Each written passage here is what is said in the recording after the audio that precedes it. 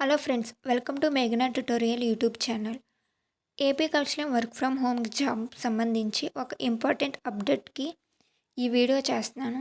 First of all, చాలామంది కామెంట్స్లో exam pattern ఏంటి, అసలు ఏ క్వశ్చన్స్ వస్తాయి, మాకు ఇంకా తెలియట్లేదు అని కామెంట్ చేస్తున్నారు. వాళ్ళ కోసం అండ్ ఎగ్జామ్ రాసిన వాళ్ళకి ఎన్ని రోజుల్లో జాబ్ ఇస్తారు, అసలు నిజంగా జాబ్స్ ఇస్తారా, ఇస్తే ఏ టైప్ ఆఫ్ జాబ్స్ ఇస్తారు, మరి తక్కువ మార్కులు వచ్చిన వాళ్ళ సంగతి ఏంటి, వాళ్ళకి మాకు జాబ్ వస్తుందా, లేదంటే ఆల్టర్నేట్గా మేము ఏం చేయాలి. సో ఇలాంటి డౌట్స్ అన్ని కామెంట్స్లో అడుగుతున్నారు.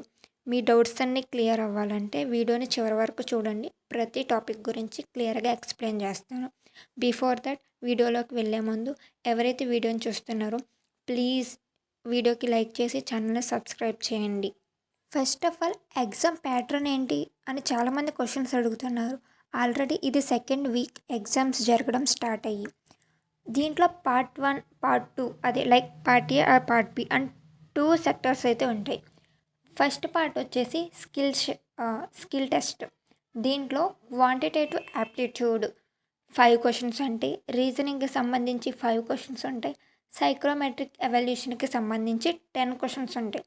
టెక్నికల్గా అంటే మీరు డిగ్రీలో లేదా బీటెక్లో ఏమైతే చదివారో, ఫర్ ఎగ్జాంపుల్ మీరు బీటెక్లో ఈసీఈ చదువుంటే ఈసీఈ, సిఎస్సి చదువుంటే సిఎస్సి బ్రాంచ్కి సంబంధించి, మెకానికల్ అయితే మెకానికల్, అలా డిగ్రీలో బీకామ్ అయితే బీకామ్కి సంబంధించి, బీఎస్సీ నర్సింగ్ అంటే బీఎస్సీ నర్సింగ్కి సంబంధించి, అలా మీ క్లస్టర్ ఏదైతే ఉందో టెక్నికల్కి సంబంధించి దానికి సంబంధించి క్వశ్చన్స్ 20 క్వశ్చన్స్ అనేవి అయితే వస్తాయి, ఎవరి డొమైన్కి సంబంధించి వాళ్ళవి. First of all, quantitative aptitude రీజనింగ్కి సంబంధించి కొన్ని టాపిక్స్ నేను వీడియో చేసి పెట్టాను. డౌట్ ఉన్న వాళ్ళు వీడియోస్ చూడండి. అండ్ సైకోమెట్రిక్ సంబంధించి 2 వీడియోస్ పెట్టాను. అంటే సైకోమెట్రిక్ అంటే ఏ క్వశ్చన్స్ అడుగుతారు అంటే ఇవి మెంటల్ ఎబిలిటీని టెస్ట్ చేయడానికి మనకి ఈ క్వశ్చన్స్ అనేవి వస్తాయి.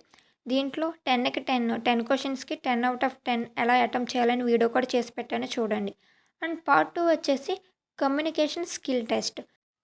దీంట్లో మన ఇంగ్లీష్ కమ్యూనికేషన్ నాలెడ్జ్ని టెస్ట్ చేస్తారు.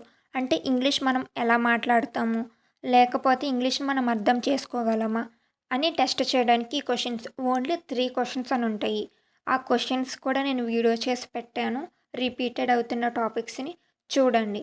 ఓన్లీ మాట్లాడడం, క్వశ్చన్ ఆన్సర్స్ చేయాలి. క్వశ్చన్ అండ్ ఎగ్జాంపుల్గా ఆన్సర్ ఎలా చెప్పాలి సింపుల్ ఇంగ్లీష్లో. సో అలా నేను వీడియో చేసి 2 వీడియోస్ చేసి ఛానల్లో అప్లోడ్ చేశాను.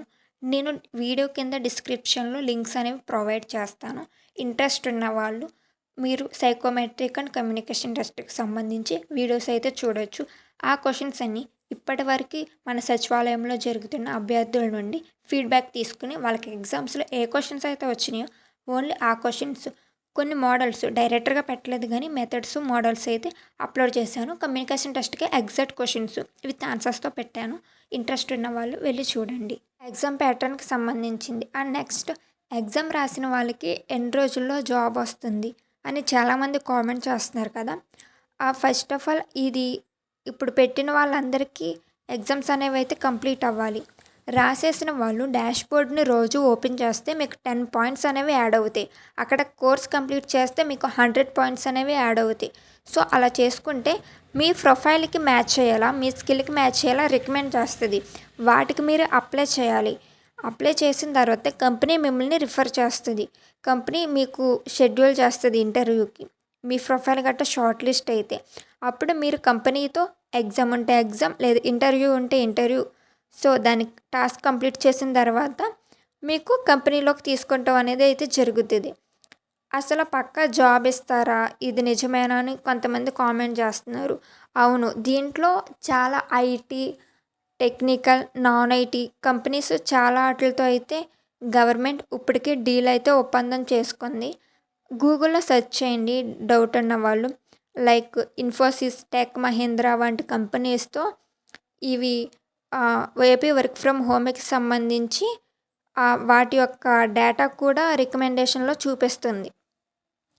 అండ్ తక్కువ మార్క్ వచ్చిన వాళ్ళు ఏం చేయాలి అని అంటే, తక్కువ మార్క్స్ వచ్చిన వాళ్ళకి మళ్ళీ 90 రోజుల తర్వాత ఎగ్జామ్ అనేది అయితే కండక్ట్ చేస్తారు.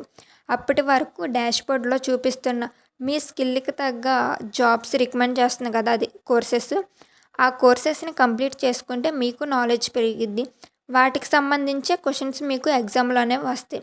సో, నెక్స్ట్ టైమ్ బెటర్‌గా రాసి మళ్ళీ మీ ప్రొఫైల్ కంపెనీస్‌కి షార్ట్ లిస్ట్ అయ్యేలా గవర్నమెంట్ అయితే చేస్తది. తక్కువ మార్కులు వచ్చిన వాళ్ళు ఏం భయపడే అవసరం లేదు. మళ్ళీ 90 రోజుల తర్వాత మీకు ఎగ్జామ్ అనేది అయితే కండక్ట్ చేస్తారు. సో, ఇది ఫ్రెండ్స్ ఇవాల్టి వీడియో. మీరడిగిన అన్ని కామెంట్స్‌కి ఇది ఆన్సర్ ఈ వీడియో.